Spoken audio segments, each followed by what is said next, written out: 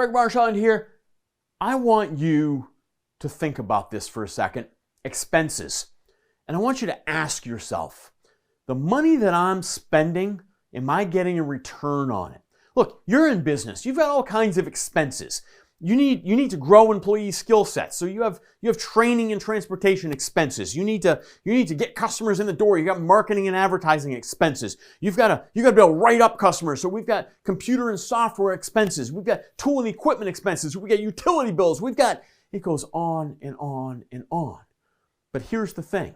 With every one of those expenses, can you tie an increase in business or an increase in customer satisfaction to that expense?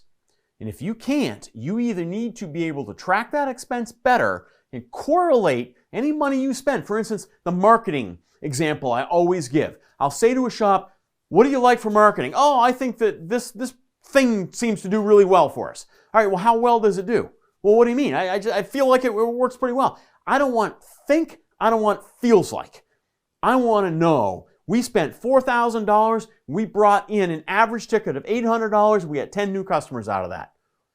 That tells me how well our marketing is doing. And if you can't do that with every one of your expenses, you better look into that expense and figure out why you're spending it.